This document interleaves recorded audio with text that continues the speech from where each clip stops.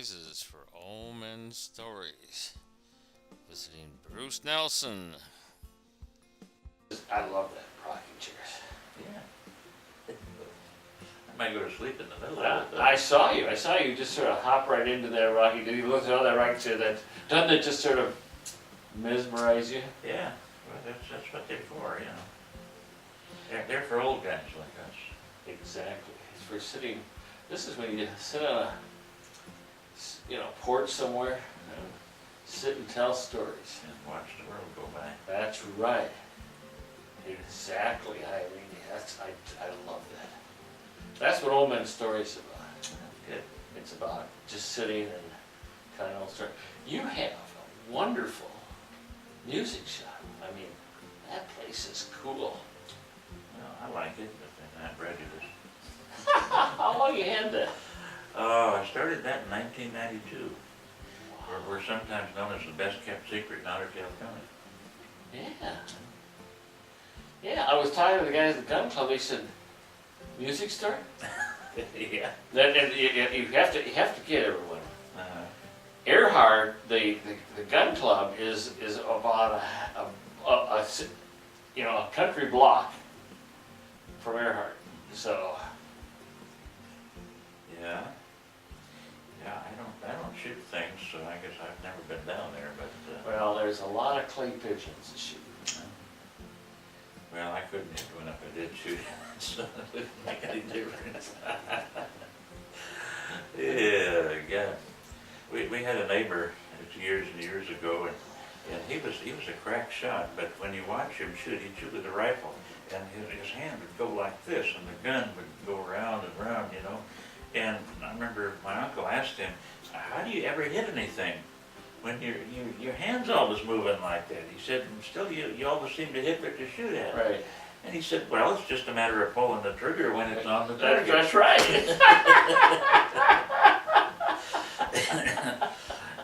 You gotta time it. You gotta time it when you go by it. That's right. That's right. Yeah. But Yeah. so you 1993. That's what. It's That's 92. 20 to 92. So 21 years that's ago. 21 years ago. Wow. Yeah. Yeah, and it's kind of an accident actually, because I owned an appliance business before that, and in '92 my son came back and he come into the business with me, and in '94 he took it over. So I see the handwriting on the wall, and I figured I've got to have something to do. I'm not old enough to retire yet. Yeah. I like music, and so a music shop would be the right thing to do. And in a town of 150 people, or 148 now I guess we are, but in a town that small, there's no Chamber of Commerce standing there saying, "Well, you were closed that day. Why is that? You're supposed to be open all the time." And so it works out really well. I can hang a sign in the door, well, like today, just gone singing, and close her up, and I'll be back tomorrow. Oh, that's so cool. Yeah. And you have a great selection of musical instruments. I was going to say equipment, but I guess it's equipment for artists. Yeah. They have, well, we started putting it together back in '92, and of course, being a secondary thing, it was no problem to, whenever if somebody bought something off the wall, you didn't put the money in your pocket, you put it back into more inventory, see, and that was going on now for those 21 years, and so now it's just getting to be pretty good size. Yeah, I see you do repair too. Yeah, we've got, right now I've got a mandolin and a violin, and actually 2 violins, I guess, and a couple of guitars, and a few other things to work on.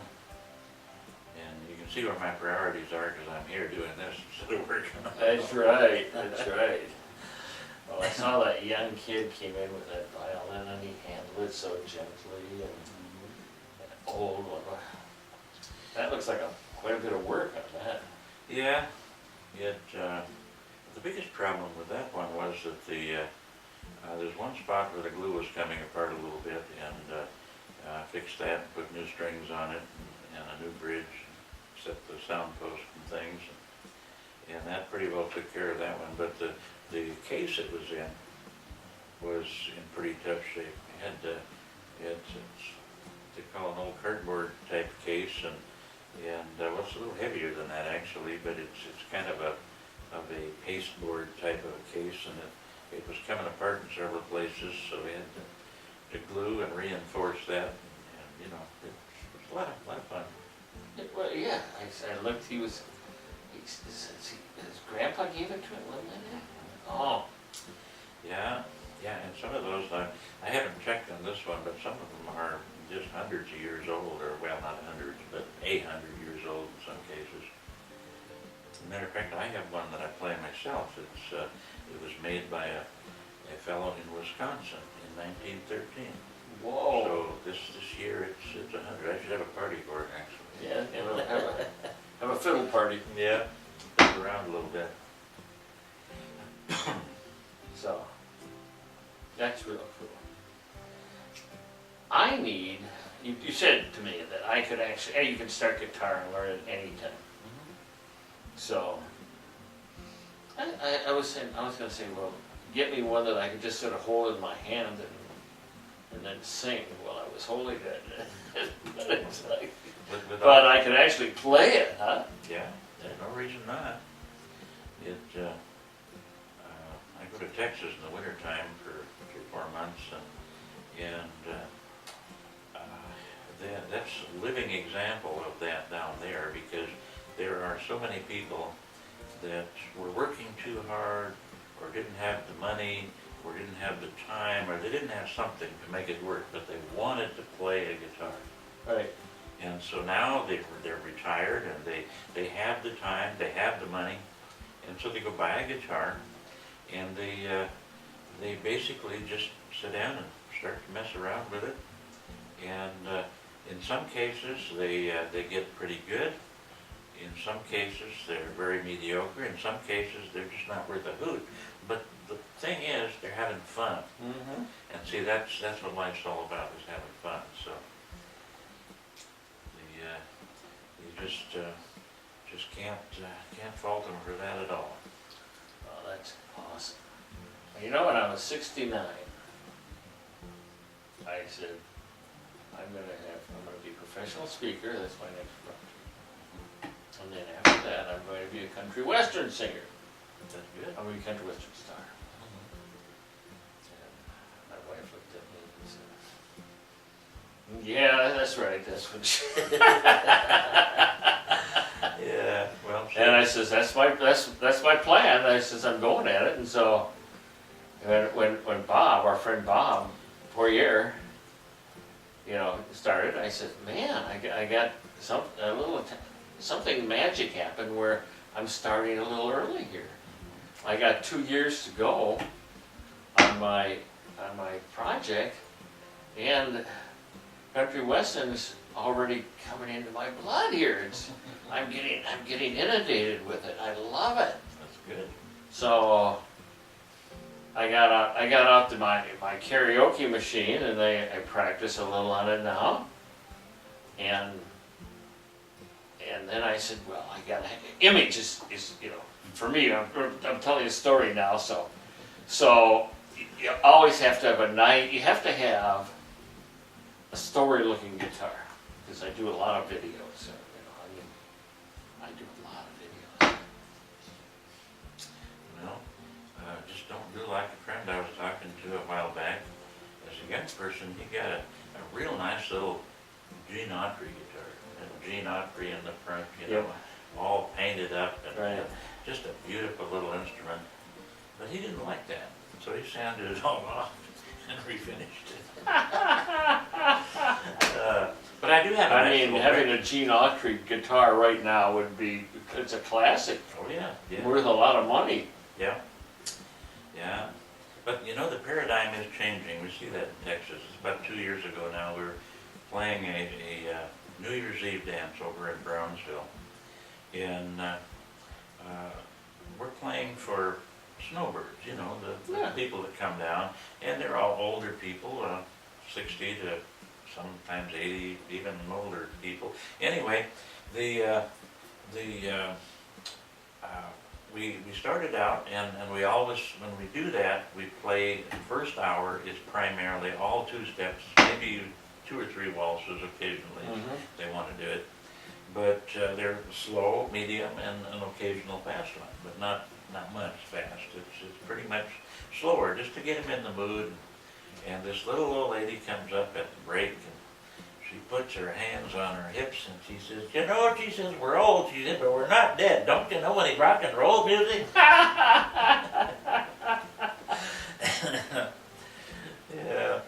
So the people that, when I first started going to Texas, about 18 years ago now, and when I first started going down there, we would get requests to do things like Gene Autry and Roy Right. Rogers and Sons of the Pioneers, Yes. things like that. Hank Williams. Yeah, but those folks now are passing from the scene. If they are still able, they're probably too old to go down and do much anymore. So the younger ones now that were raised in the 50s and the 60s with Elvis and Buddy Holly and all of those people, you know, it's we're getting more requests all the time for that kind of music now instead of the old stuff. So things are changing. Yes, but also, a lot of the old stuff is starting to come back in a little. Well, I'm hoping it does. That's the good stuff. Yeah. Well, I do too. I like a good ballad western. Mhm. I mean, that's my favorite. Yeah, Because it's a story. It's a great old man story. that's right. It's a story of music. Yeah, and it's told in such a manner you can understand the words, you can understand the feeling that goes into it, and unlike what they call new country now, and I don't knock it because there's some of it I do like, but and it's just a different genre for younger people, but so much of the time, instead of having a guitar that you can hear the notes, the clear, pure notes of a guitar, you hear this over amplified electronic sound that's no longer, you know, there's sometimes it's all right, but a lot of times it just gets overdone, you know. And then of course to sing to something like that, you have to scream in order to get over the sound level and to make yourself heard. And so a lot of times the music just, I don't know, it just doesn't have the feeling that the old stuff did. That had to, you had to bring out the emotion with your voice and with the instruments you were playing and things like that, you know. It just, I don't know. Like I say, I do like some of the new country music, but it just doesn't have the same appeal that the old stuff does. I like some of the newer ones, but they all seem to get close. The ones I like get close to the old ones. Well, I can't think of his name now, but George Strait. George Strait, yeah, that's And, one. so I know who you're thinking of, and Terry's one of Terry's favorites. They come out with a few really of the good old style music. Old you know, stuff, right? Yes. And it made a turnaround, and you know, it brought a lot of the old stuff, the old feeling back, but yeah, I guess there's enough music to go around, so that hurts. But when I think of Miley Cyrus and some of the antics that she's going through to, you know, to get people interested in her music, I don't know. That seems to me the wrong way to do it. Well, everyone, you know. You know, by the way, I was saying everyone that tries to get in has to have something unique. Well, it's true. I noticed some young people that were on this showboat. You went on that boat, didn't you? On the General Jackson down in Nashville? Oh, yeah, they've been on there. That was really a lot of fun. When did you go down? How long ago? We haven't been down in Nashville for, it must be 6, 7 years now, I suppose. It's been a while. It's a long way from Brownsville. Oh, yeah, that's true, but then, we had a large motor home at one point too, and we ran into a fellow at a music festival in Missouri Valley, Iowa. Missouri Valley, Iowa. And there's an old gentleman there. He was in his 90s at that time, still singing up a storm. But he said, "I need help." He said, and by the time we got done, we made a 600-mile detour to go to Crawfordsville, Indiana, to help him do a bunch of nursing homes out there. So, Oh, that's so nice.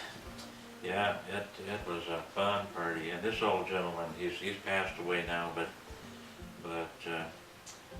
he had just had half a lung taken out before I met him. That's almost 8 years ago now, I suppose. And he didn't slow him down a bit. He just I accused him of being a slave driver because we went out there and took the motorhome out there. He found a place for us to park it, and from there on, we were just in 13 days we did 29 shows. Oh, wow. Yeah. Wow. We went all the way from just south of Chicago to Danville, Illinois, to Terre Haute, to I don't know, man. We covered a lot of ground out there, and it was a ton of fun. I bet that was, oh, geez. That's what one of the things I look forward to in bringing OMS stories with now the OMS Stories Opry. Yeah, bringing music right in with our stories. What we want to do is sort of influence people to start, we're setting up a system where they can go through and start telling their stories, where they can follow along in the system until, I've got it set up so if they start and do one story, they can do one story or a couple stories a week, like a little system, and they can do it for 4 years, 4 different subjects, every week for 4 years. Wow. Yeah, that sounds like fun. And what I want to do with that is create music out of some of that. Is, you know, you have fun stories and you know, we can get some themes for ballads. Is that pretty easy? Well, I don't know if easy is exactly the word, but Is it doable? it's doable. It's very doable. That's where most of our songs come from. If somebody, you know, the song about Sergeant Malone, you know, I heard that story years ago, and somebody else picked up on it. Supposedly in my hometown, somebody was looking in the paper, and it said Chevrolet for sale. And so the guy went and looked at it, and it was a Chevrolet, all right. It was a '63 Chevrolet. It was a '63 Corvette. Been under a blanket for all these years. This young man had left for the service and never came home. He got killed in Vietnam. And, you know, that's the same story as Private Malone, you know, it's the same identical thing. Somebody picked up on that story, and it, you know, it probably happened many times over. There were a lot of young men that never came back. And so they, you know, the fodder is there. It's just so many times there's these great ideas, these life history stories, and we just don't pick up on it, or we don't try and put it to words, or to music, I should say. To Put the music, words to that's music. I'm getting it into words, and then my next step, because I think it takes a little more to bring a story into words than it does just to tell the story. So It does. that's the next step. I have to figure out a system to make it fairly easy. Well, the system is basically just being able to find words that rhyme, and then putting the timing together so that each line is going to be the same. See, it's like writing a poem, and then when you get the poem written, you just put it to music, and that part's really fairly simple. There's only 12 notes that you can use, and you gotta just mix them around until it comes up to something different. Okay. Well, that's awesome. And we're gonna close off on this part now, and you're gonna say, Bruce Nelson, Old Men Stories. That works for me. Do I say that now? Yeah, you say that right now. All right.